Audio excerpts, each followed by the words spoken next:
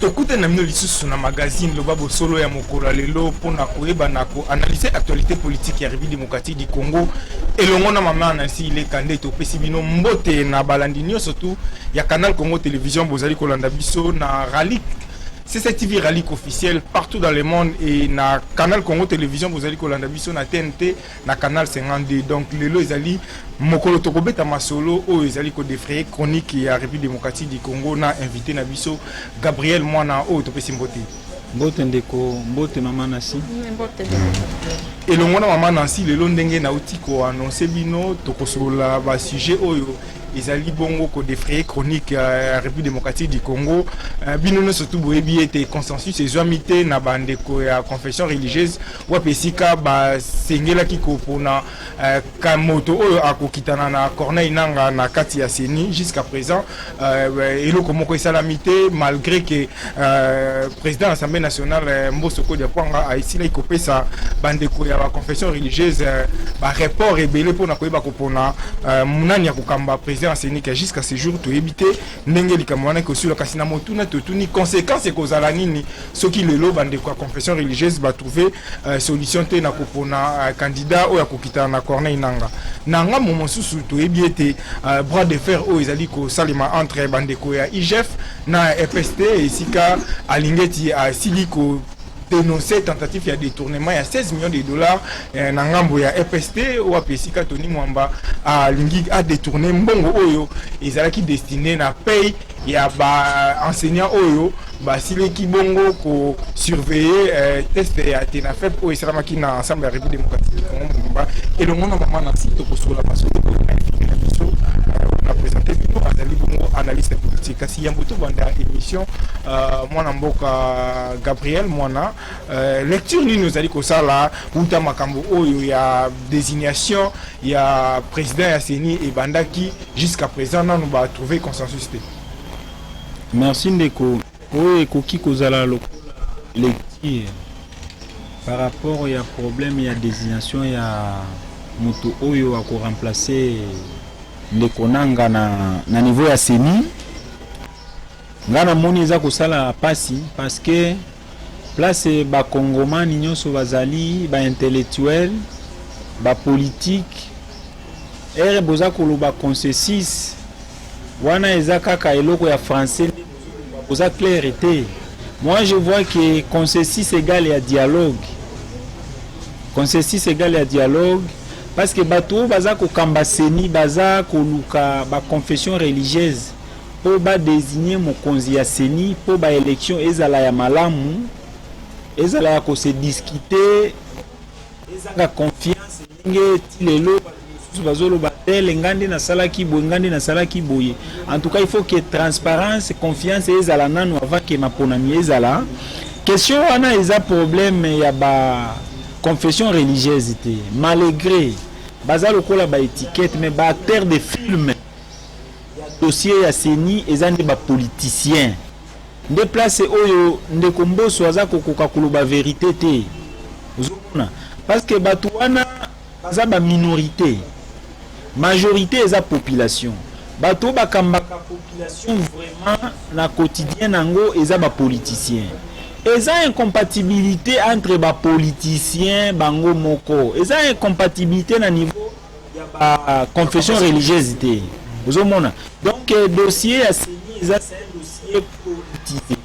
Non politisé selon les to qu'on a comprendre ma kanisina yo ezali bongo même mise ya ba politique eza na kati ya désignation donc même mise pas tout seulement même mise seulement mais noir ya ba politicien oyo bazokoka ko se dévoiler te ozomona parce que ere ba ko kende élection confession religieuse ata mon côté oyo azana gouvernorat confession religieuse ata mon côté azana gouvernement ozomona y compris même dans l'Assemblée nationale et ça problème oyo ba politicien de bato baza ko bomba na sima ya ba confession religieuse na baka nyonso.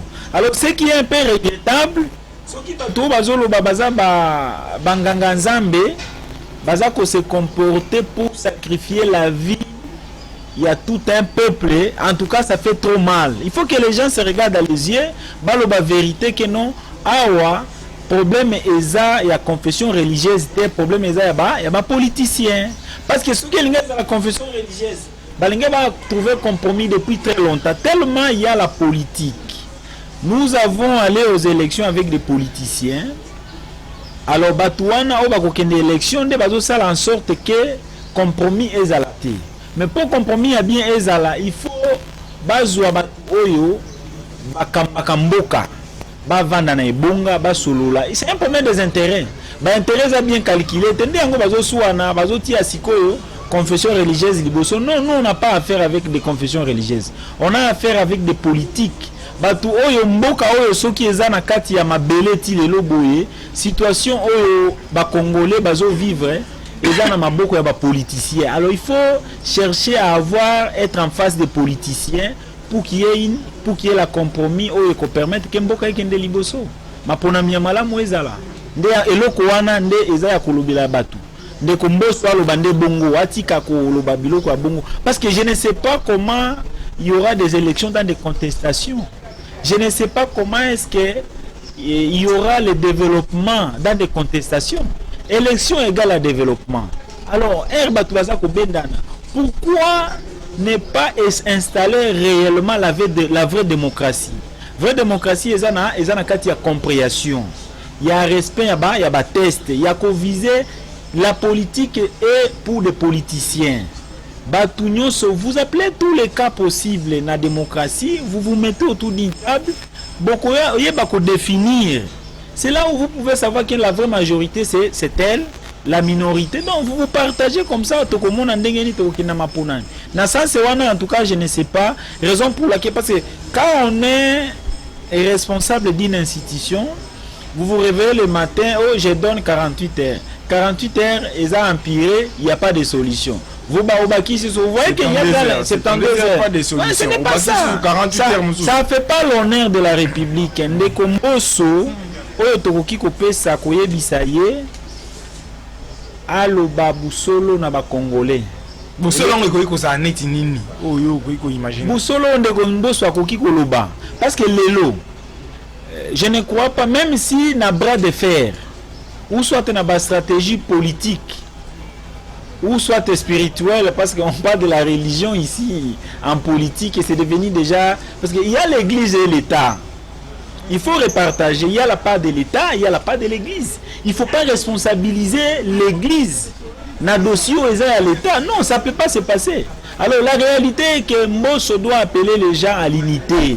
Il faut qu'il y ait l'unité nationale.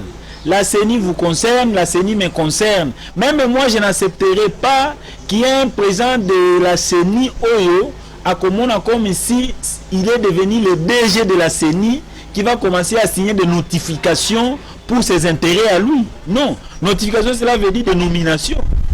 Si Ndenge consensus ces autres est-ce que commission paritaire au président de la chambre basse et à parlement va mettre en place commission paritaire? Est-ce que et le comment la commission paritaire là aussi longtemps que les députés mingi bazo décrier que commission paritaire ils ont existé que de nom officiellement ils ont l'angoté. Non, même commission paritaire wana ezala ça je vous dis aujourd'hui beaucoup madate ya lelo compromis érotique à la causalité. C'est mieux. Avant tout, il faut qu'on prévenir. Il faut qu'il y ait la prévention pourvu que mboka et kendeli bosso. Prévention à solo dans le moment parce que c'est dossier 50 dossiers. De comprendre bison ta et belé. Tawana peuple congolais baza konyo kwa madi jour au jour. Nde yango ba politicien ba mona. Comité paritaire exacté. Le problème, c'est quoi le problème pour un dossier à CENI, le dossier à 2023, le dossier à 2028,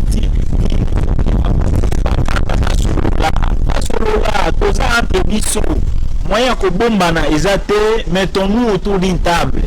Parce que c'est ça le problème de tous les problèmes. Mettons-nous autour d'une table. Entre les Congolais, d'ailleurs, avant ba confession religieuse ba banda musala ba congolais balinga bazala nano ensemble ba solola ba oyo ba kokuka ko solola ba solola. Est-ce que nous avons allé aux élections pour un cas, non, pour des individus. Il faut qu'il y ait une élection pour l'intérêt de Yamboka. Il n'y a pas de choses à faire de bras de fer. Pourquoi ne pas choisir au sein de la CENI cette facile pour des raisons démocratiques? Pour la mini Toroki Kolukate cette facile, na CENI tozala atteint 5 présidents à CENI. Cela veut dire c'est une bonne proposition parce que confiance est athée. Toko vu de place confiance est athée. Toko qui kozoate bazui aux présidents à CENI chargé de tel. Yo posa président ngapi naza président boza 5. Na 5 qui va avoir décision nyonso. Na 5 qui va pour qui est la paix. Pourquoi ne pas? Parce que c'est politisé, il faut pas mentir les gens que non, c'est ni à la dépolitiser non. C'est ni égotique à la cause à la dépolitiser c'est ni égotique à la cause à la politiser. Maître na côté la manœuvre nyonso do sala mawana. Donc pourquoi ba que l'élection est sous capable de se tenir dans 2023 la constitutionnelle. Na délai constitutionnel, c'est cette question est à régler dans la constitution qu'il n'y ait pas le président de la CENI. Qu'il y ait président de la CENI ou pas, c'est qu'il est vrai que le peuple a revendiqué l'élection en 2023. Pas au moins ça. A revendiqué l'élection, revendiquer parce que il faut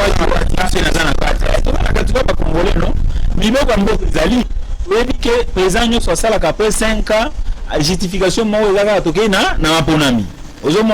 Nous sommes prêts à reconduire le président de la République, mais dans les élections. Ce qui est l'élection, ça va voter. Et puis, il y a une stratégie où ça va voter Moutou. Les seules stratégies que le peuple est de retrouver les locaux.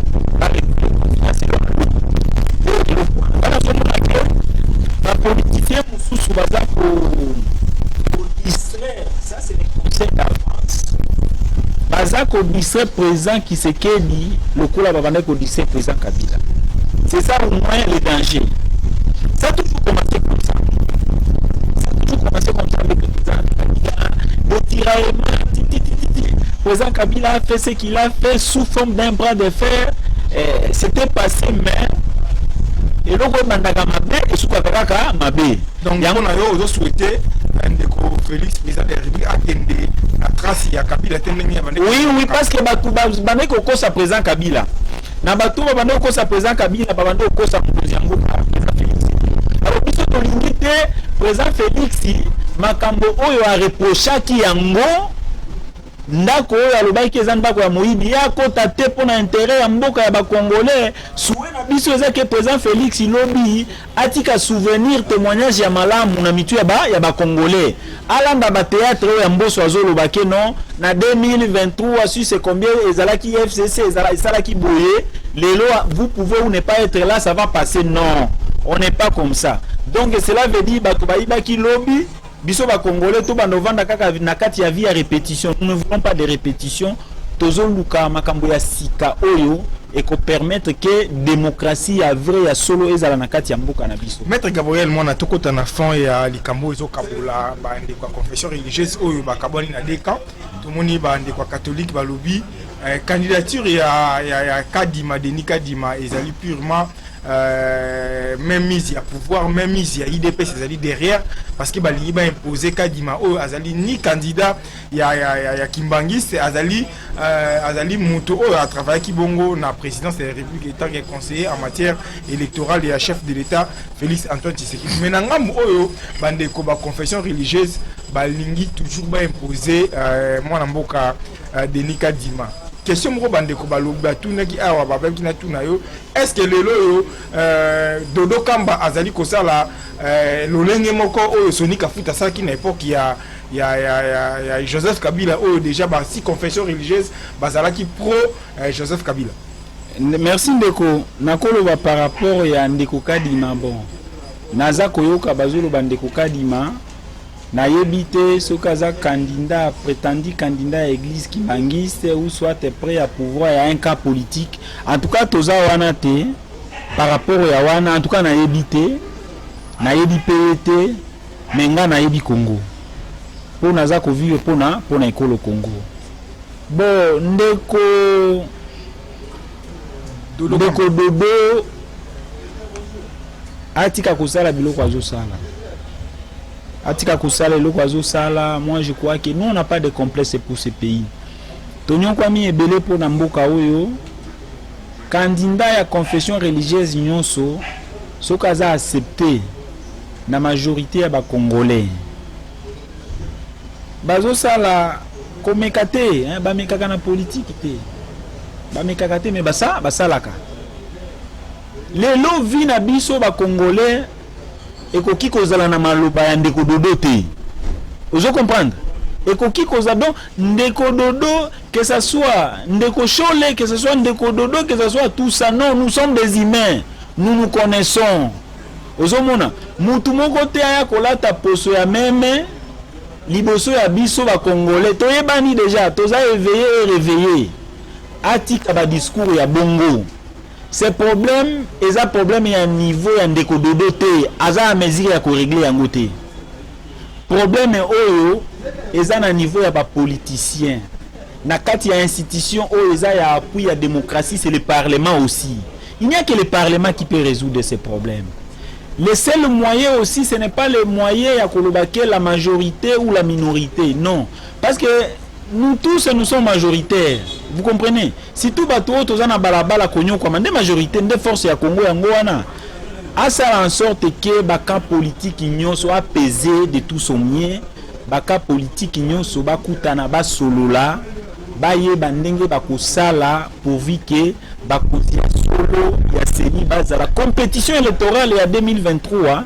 Et c'est la compétition moko historique oyo kosala honneur ya République démocratique du Congo. Ba discours ya ndeko dodo wana c'est comme si ndenge ozo charger mon amboka président de l'Assemblée nationale Christophe Mboso ozali kosenga ke Christophe Mboso a ça l'appel il y a dialogue. Est-ce que Christophe Mboso azali habilité à kobengisa ba force politique ne surtout pour na dialogue ko luka solution na makamасeni ezali bali ya chef de l'état nde vi ndenge to kangami na désignation ya président Seni immobilier ekoti isengeli chef de l'état a ça l'appel il y a dialogue pour na arbitrage ya président de la République ekoki kozala mais na moment oyo te.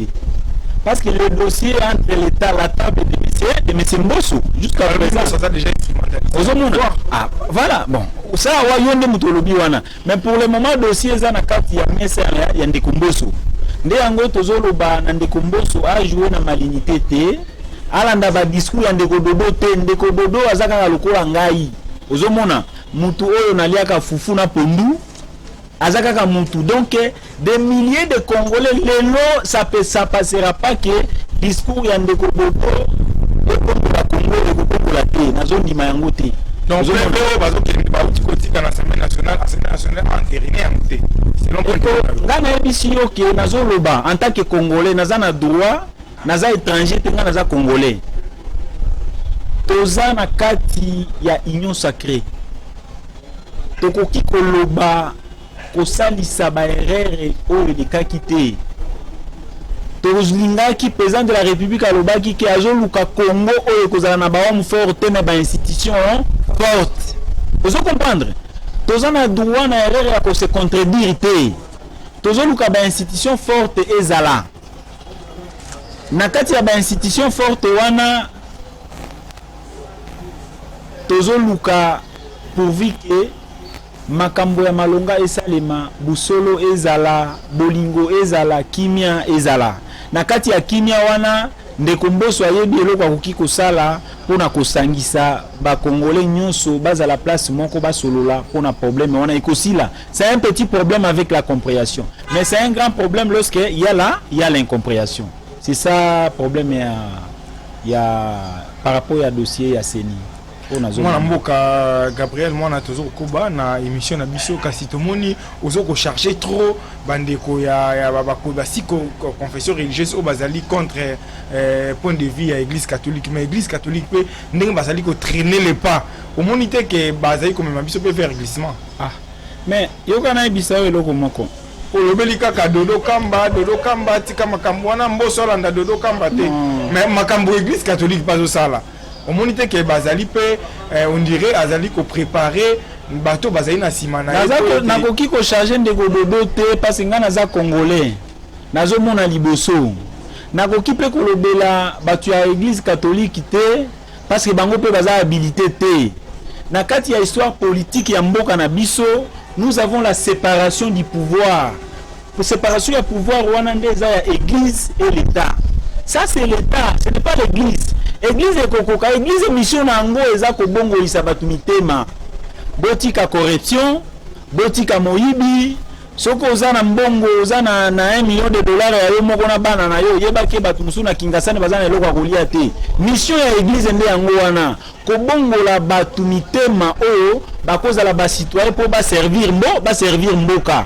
Mais ya koloba ke église ezala mesure ya ko gérer cité penini cité oyo ya Congo ekosimba te. Nde yango tozo benga appel na ba politiciens. Bandeko Chole batika ba mascarade, ndeko Dodo pe atika ba mascarade. Ça c'est un dossier purement politique. C'est ça la réalité. Donc c'est un dossier purement politique, raison pour laquelle quand je parle de la politique, je vois l'honorable Mbosso qui est le président d'une institution. Ba revoir sous loi cadre ya CENI pour na kolongola charge o ya bandeko confesseur religieuse to ba ko sa ndenge nini. Carte ya bien pour les cas. Pour qu'une élection a bien, tout dépend de l'Assemblée nationale. Par exemple, aujourd'hui, député président à CENI, si confession religieuse et le binon candidat n'abisso va entériner et qui. Mais il y aura des incompréhensions. Incompréhension, mais dans le Parlement, non? Déplacer mboka bana côté la kopela parce que vis-à-vis na ba incompréhension ko banda kuna ndi yango epelisa ka mboka papa yo za congolais oyebi. Oyebi biloko to meto vivre yango pendant 18 ans. Nyoso utaka kuna na ndako wana non? Si on ndako wana ndenge moto zo ya malembe azana intérêt ya ko gérer moto wana epela makasite ndi yango tozolo ba pona mboso wana azana intérêt moto epela makasite ba instituer commission mixte paritaire ndenge mama nasi auté koloba awa ba ndeko ya ba parti politique mususu balingi ko kendete en l'ester ya lamuka ba rotinda ba candidat en l'ester ya ensemble ba boyi ba ndeko ya PPRD FCC balingi ko kendete siko a robengi sabato a fédérer ba esprit ya bato et osa mandenge nini to linginde to ba proposition na yo ozali ko pesa pona mwana na yebisi yo information eza ya solo moi oyo tindenge ezoleka tokozala na président ya CENI te. Mais comme toza na Congo tokoki kozala na président ya CENI mais eloko moko kotikala kozala installé pour na CENI eza te. Ozomona ezala bato ya confession religieuse, ezala bato ya ndeko dodo, ezala bato ya catholique, ezala bato ya lamuka, ezala bato ya ensemble pour le changement, ezala bato ya FCC, ensemble pour la République. Tout ce monde-là va vendre na mesa ba solola. Le problème c'est là-bas, ils ont entériné, ils ont boéton, ils ont kunaté. Parce que d'après tout, la CENI doit être réformée. Namboka mobimba lokola Congo papa.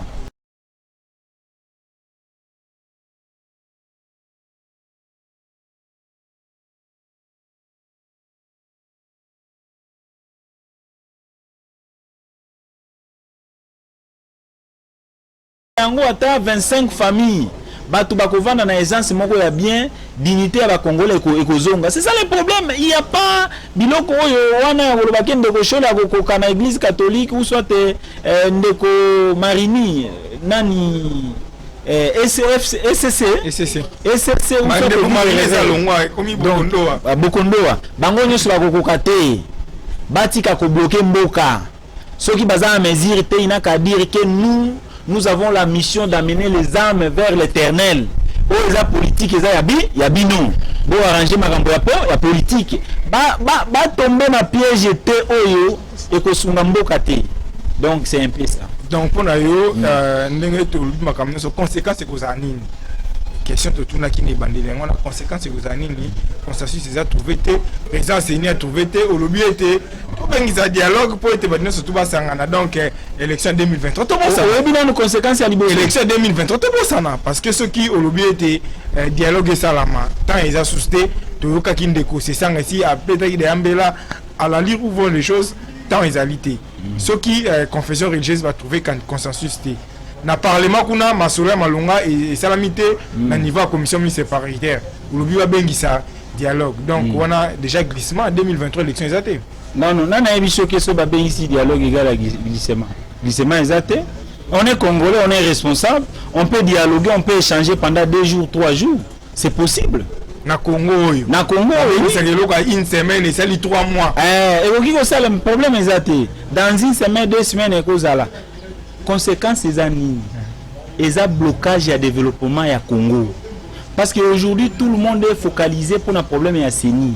Tandis que Batouali à chaque jour, Koura ezate, Maï ezate, Ngobila Kati Banzela Nyoso na Kinshasa. Soko ke na mboka ndenge za wana na ba province, okokoka ko vanda 2 jours te. Ba Congolais bazo vivre na ba province, baza lokwa baza ba Congolais te. Bazo nyokwa mabandeko na biso. Batu ba conseiller mokonzi ya mboka asala o eza essentiel. Essentiel pour le moment eza développement ya mboka na biso. Mboka eza na souffrance ba Congolais bazo nyokwa ma. C'est un peu ça. Ata bandeko ndeko Chole, ndeko Dodo baza na facilité wana ba conseiller mokonzi ya mboka ke Congo ekende liboso développement et ezala. Biloko ngo peso kitaka te depuis la prometteur que biso bien viango ezaka loyenge. Maïna courant ezobimate.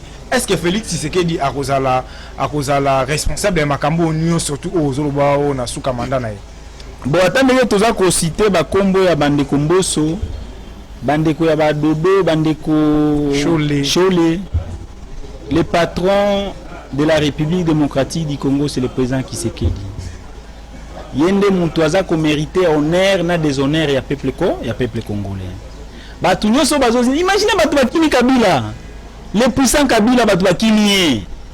Après ko zinisa na libulu bakini.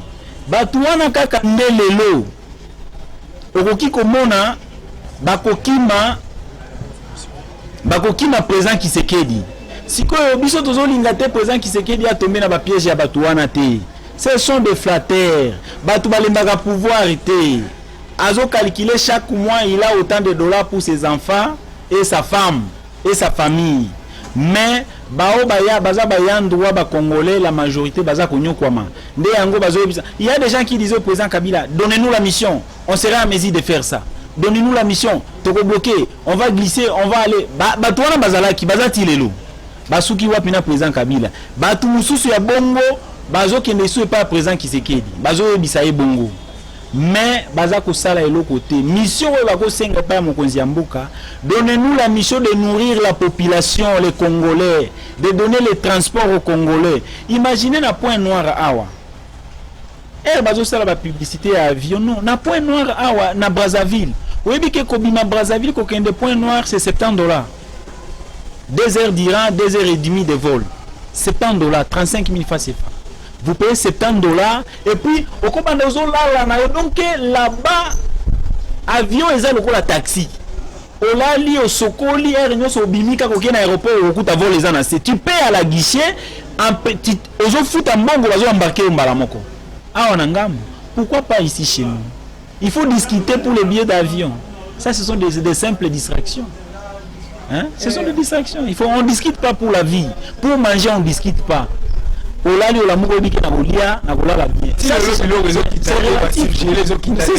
sont des distractions, nous connaissons. Batika Odisse Mokonzi Mboka, Basunga Mokonzi Mboka za na intention ya bien kosunga mboka oyo. Aluka batu oyo baoki kosunga ye. Batu wana bazali, batu nyoso baza ba satanate. Batu wana bazali, il n'y a pas de publicité pour un billet d'avion. Dans un pays riche comme le Congo, vous discutez, vous faites des publicités pour un billet d'avion. Non, c'est trop relatif, c'est trop bas. Ça ne nous mérite pas. Nous Mokonzi Mboka comme premier vice-président à SADC, Azaki déjà président de l'Union africaine, a comme ce premier vice-président à SADC.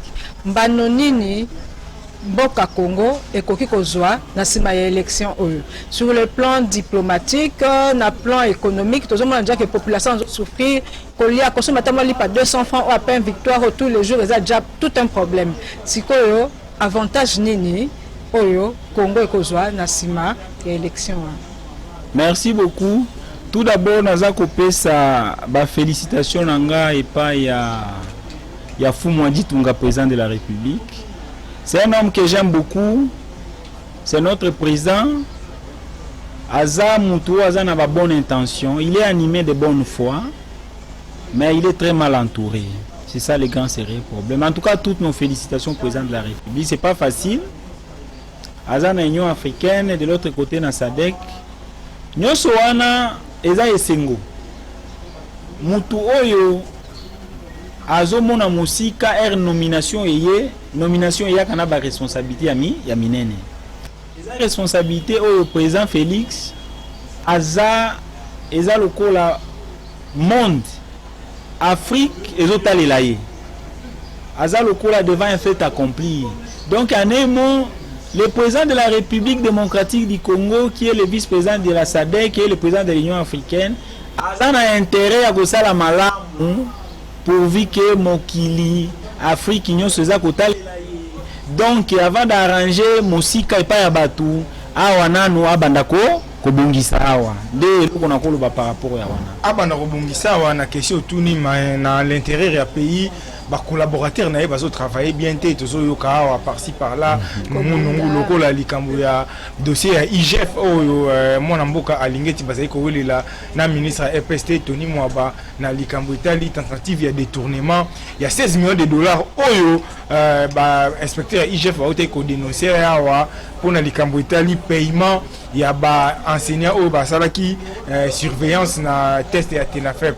Est-ce que au monité que échec wana nyo surtout et ko revenir na chef de l'état parce que yende mutu akozala comptable makamnyo c'est kozala Tony Mwabate et kozala ndeko IGFT pour na dossier wana point de vue na izanini. Merci. Bandeko wana IGF na ministre baza batu bazo ko abuser na confiance ya mokonzi ya mboka. Parce que société sans discipline égosimbati. Il y a un problème d'ordre disciplinaire. Baza ko mesana na mokonzi ya mboka na confiance oyo azopisa bango. Ozomona. Parce que ceux qui balinga bazala na respect à solo, bazana ba excès de zèle, partout il y a du désordre. Il crée du désordre partout. Mutu apesi bino confiance. Bo sunga vision na ekende liboso. Vous prenez ça dans la légèreté. Moi je me pose la question en tant que juriste. Est-ce qu'il y a des parquets dans ce pays? Là où un inspecteur des finances azo matisa mungongo koleka justice ezalaka te. C'est ça la vérité qu'on doit se dire. Inspecteur général c'est un auditeur. Un auditeur aza na mungongo ya komatisa na mboka te, il fait bien son travail, mais excès de zèle eza bien, eza malamu te. Na côté na part na ye. Excès de zèle eza bien te. Où est le parquet? Où est le procureur général? Le chef nous parle, nous a amené l'état de droit. L'état de droit, c'est la légalité. Tout ce bruit que M. Lenguet est tenté de faire dans les yeux des Congolais, de citer de 16 millions de dollars. Aujourd'hui, 16 millions de dollars par Moutou, aujourd'hui, il y a 100 francs.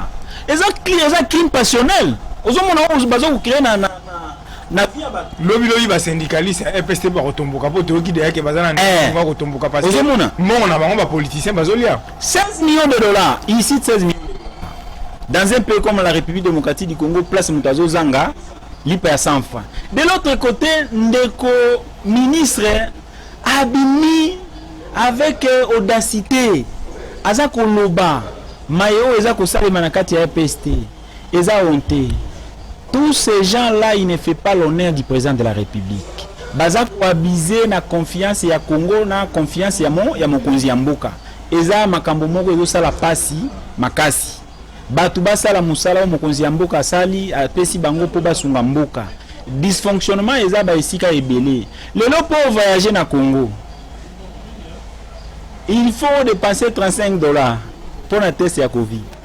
Est-ce qu'on ne peut pas auditer d'abord M. Mouyembe pour savoir les $35 par personne? Et Kendaka wapi? $35 non? On peut confiner les gens. On peut auditer ce qu'on a wapi ndeko azaki na santé était ni longondo ti lelo yo rapport ese bima eloko salamate ba rapport ezo bima belé. Est-ce que c'est eloko wana ya Covid ya test wana ya document ya embarquement ya test est-ce que eza business te? Na aéroport ya Njili go pass il faut payer chaque jour mais na salon diplomatique qui quitte les alagate. Ça fait pas l'honneur de notre pays, c'est pitié. Alors toza ko sala confiance na mokonzi ya mboka, tokoki ko se fonder na biloko ya banganga nzambe wana te parce que baza ba politicien te ba kokoka te na ebishi yoke ba kokoka te bate ya milimo ya batu ba mona lola to bongola mitema totika koiba totika corruption nde eloko malonga yango wana to ça la confiance na président de la République. Nous savons que c'est un homme sage, nous le faisons confiance. Atika kozala mutu a distraire yete ba movancier nyonso wana ba distraire yete a se rappeler na serment na ye na comportement oyo papa Félix a papa Tshisekedi wa Mulumba zalaki nango asalela ba population to betela ye maboko to lia fufuna pondu ba raisonnaka pona kolia te ezalaka te. Merci beaucoup, merci beaucoup, Maître Gabriel. Moi, on attend au PCBISO de retenir message à mon ennemi au PCA dialogue et ça, là, on a retrouvé solution. Dans les Cambotali, Bandeko, au Bazali Kolkopona, Mokitani, Corneille, Nanganakati, Aseni. Merci, Maman Nancy, Tozaki, Noé Longo, Tokaboli, Plateau et Longo, na invité Nabiso, Maître Gabriel. Moi, merci, Nabino, Bozalaki et Belé, Kolanda, émission, le Babosola, Mokolalelo, ceux qui ont CP une émission, Oyo. Benga biso na numéro ezali affiché à bas de l'écran numéro wana pesa makanisi na yo et puis ceux qui ndeko Gabriel mwana telemi na kiti senge na yo pe o niko pesa makanisi oya kovanda wana pona ko pesa point de vue na yo par rapport à l'actualité de la République démocratique du Congo. Pesa merci na Moro Nzambe o azaki na sima caméra Aleka Bongo na régie die merci Kifu yende azalaki pe kuna na régie na réalisation ya Doudou Montiri montage ya Richie Matomina to pesi pe merci na programme ya mona mboka Romain Makonda Oyo Azali Bongo Mokambi ya programme ya Canal Congo Télévision Botika la malamu tokute na bino na numéro mosusu ya Loba Bosolo.